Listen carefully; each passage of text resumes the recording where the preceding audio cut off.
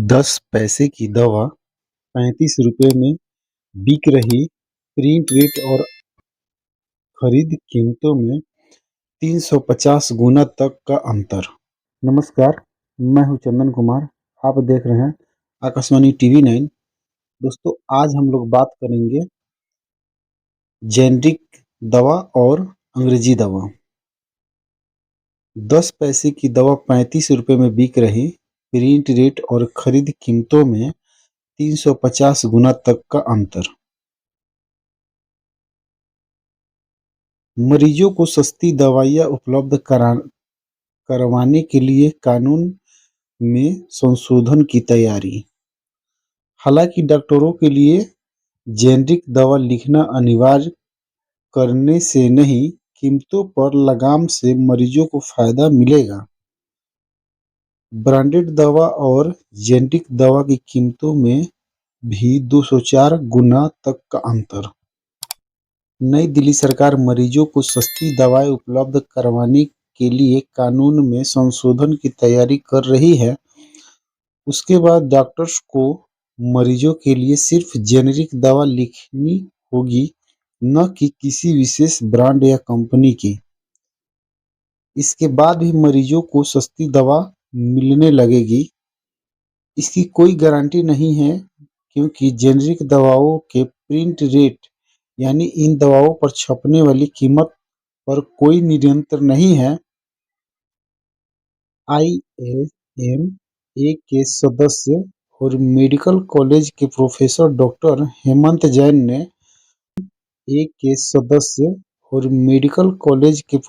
Doctor Hemant Jain ने Bhaskar medicine पर pharmaceutic को 5 से 10% तक का कमीशन मिलता है, पर जेनरिक मेडिसिन पर प्रिंट रेट और रिटेलर की खरीद कीमत में 50 गुना से 350 गुना तक का अंतर होता है।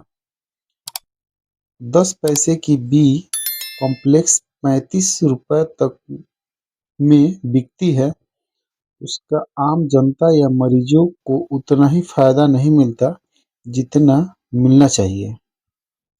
ऐसे में सरकार को जेनेरिक मेडिसिन के प्रिंट रेट पर भी लगाम लगाने की जरूरत है, वरना जनता को कोई फायदा नहीं होने वाला है।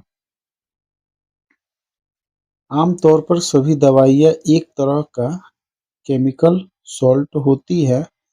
उन्हें शोध के बाद अलग-अलग बीमारियों के लिए बनाया जाता है। जेनेरिक दवा जिस सॉल्ट से बनी होती है, उसी के नाम से जानी जाती है। जैसे दर्द और बुखार में काम आने वाली पैरासिटामोल सॉल्ट को कोई कंपनी इसी नाम से बेचे तो उसे जेनेरिक दवा कहेंगे। वहीं जब इसे किसी ब्रांड जैसे कोसिन के नाम से बेचा जाता है, तो उस कंपनी की ब्रांडेड दवा कहलाती है। चौंकाने वाली बात यह है कि सर्दी, खांसी, बुखार और बदन दर्द जैसे रोजमर्रा की तकलीफों के लिए जेनेरिक दवा महज 10 पैसे से लेकर ₹1.5 प्रति टैबलेट तक में उपलब्ध है। ब्रांडेड में यही दवा ₹1.5 से लेकर ₹35 तक पहुंच जाती है। सरकारी अस्पतालों में मिलने वाली दवाइयों की कीमत में भी भारी अंतर।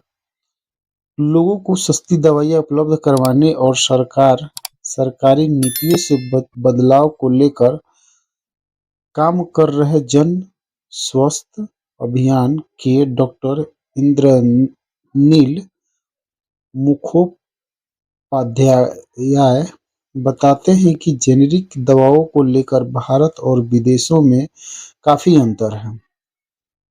2007 के बाद से पेटेंट कानून में कोई प्रभावी संशोधन नहीं हुआ। दूसरी बड़ी बात यह है कि सरकार अस्पतालों में मिलने वाली दवाओं की कीमतों में भी भारी अंतर होता है। खास तौर पर इसकी प्रिंट रेट और खरीद कीमत में भारी अंतर होता है। ऐसे में सरकार को इन दवाओं की एवरेज प्राइसिंग करनी चाहिए। इससे दवाओं की कीमत में बड़ा फर्क आ जाएगा। अभी किसी भी मरीज को दवाओं का औसत खर्च 180% ज़्यादा है। दवा कीमतों पर नियंत्रण के बाद इसमें भारी कमी आ जाएगी। डॉक्टर मुखोपाध्याय बताते हैं कि जेनेरिक दवा ब्रांडेड भी होती हैं। एक ही कंपनी जेनेरिक और ब्रांडेड दोनों दवाएं बनाती है, लेकिन उसकी कीमतों में काफ़ी अंतर होता है। ऐसे में अगर सरकार लोगों को या मरीजों को सस्ती दवाएं उपलब्ध करवाना चाहती तो इसकी कीमतों पर नियंत्रण जरूरी है। जेनेरिक दवाओं में मामले में भी बड़ा खेल होता है, खासतौर पर या अस्पतालों में खरीदी जाने वाली दवाओं के मामले में। ऐसे में इसकी कीमतों पर नियंत्रण ही मरीजों को सस्ती दवाएं मिलने का रास्ता खोल सकता है। बड़ी बीमारियों से जुड़ी दवाओं या ज्यादातर पेटेंट बड़ी कंपनियों के पास है। कोई जानलेवा बीमारी जैसे लंग कैंसर, लीवर कैंसर जैसे बीमारियों में काम आने वाली दवाओं के ज्यादातर पेटेंट बड़ी-बड़ी कंपनियों के पास है। वे इन्हीं अलग-अलग ब्रांड में बेचती है। अगर यही दवाओं में जेनेरिक में उपलब्ध हो जाए तो इलाज पर खर्च 200 गुना तक घट सकता है।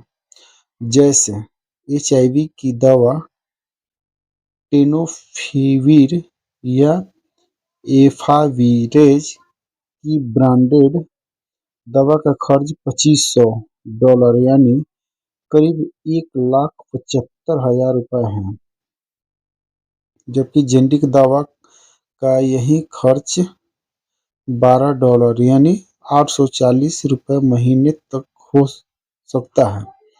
हालांकि इन बीमारियों का इलाज ज्यादातर सुपर स्पेशलिटी अस्पतालों में होता है।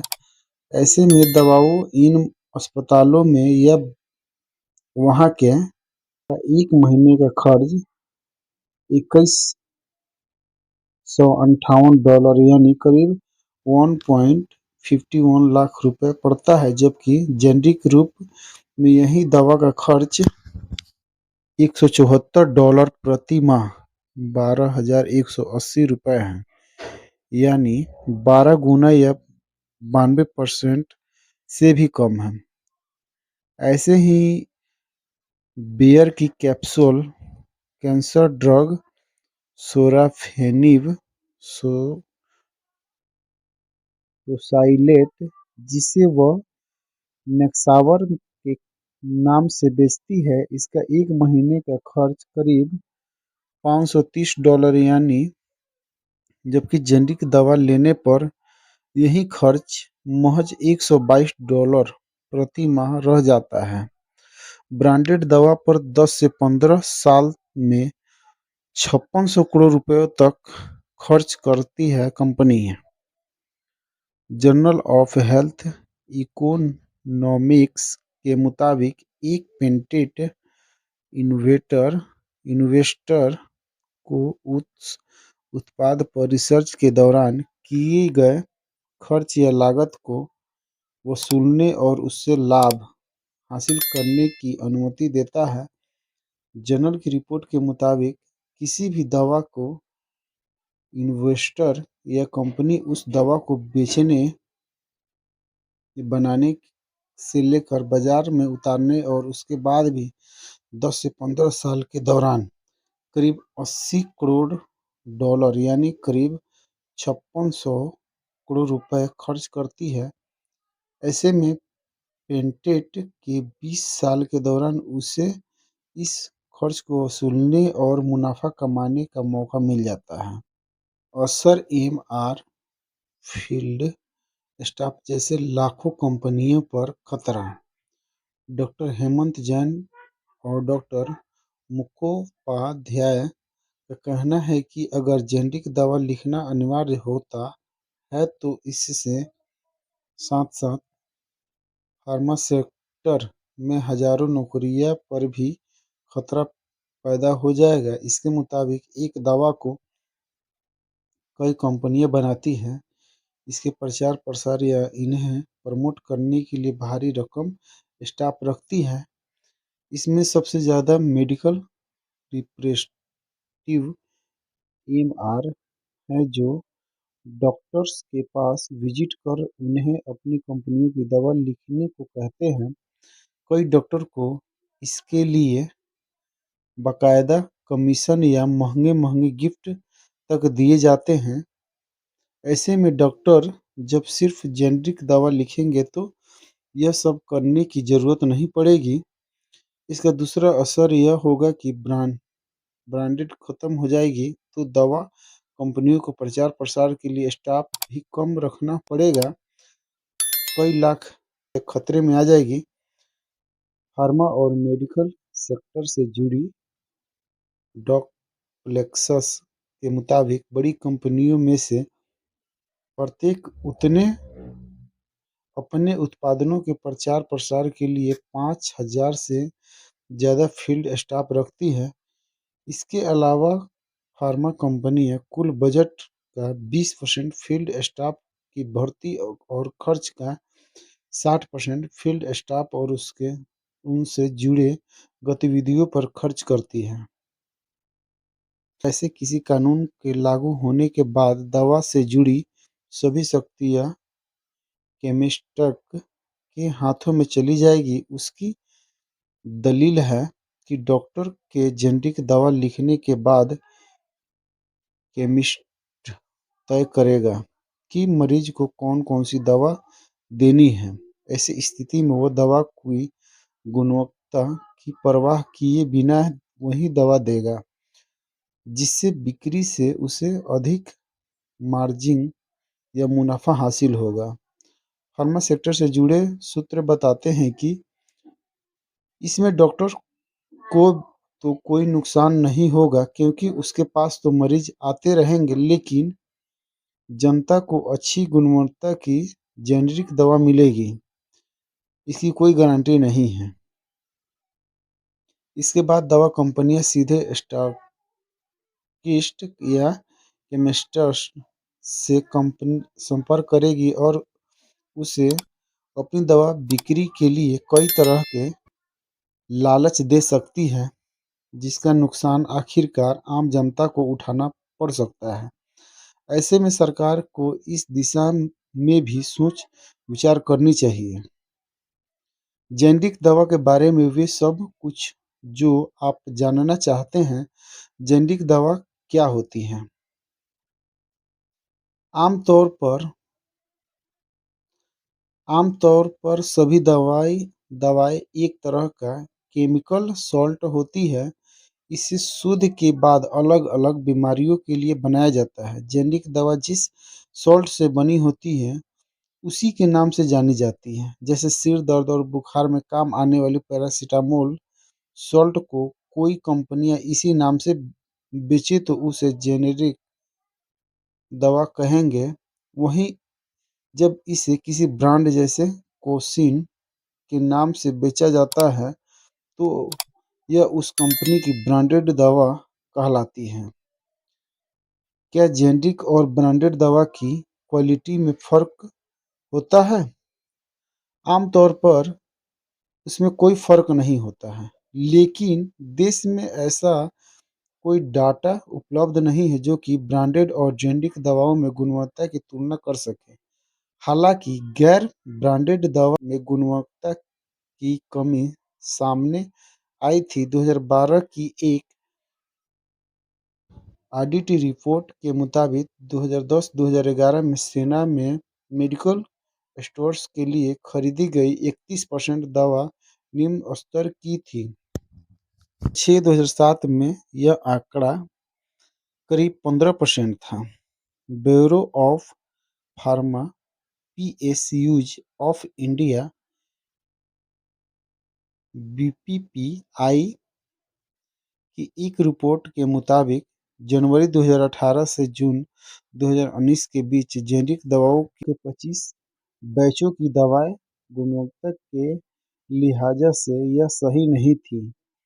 इसमें डायबिटीज और हाई प्रेस्टेशन बीपी जैसे बीमारियों की दवाएं भी शामिल हैं।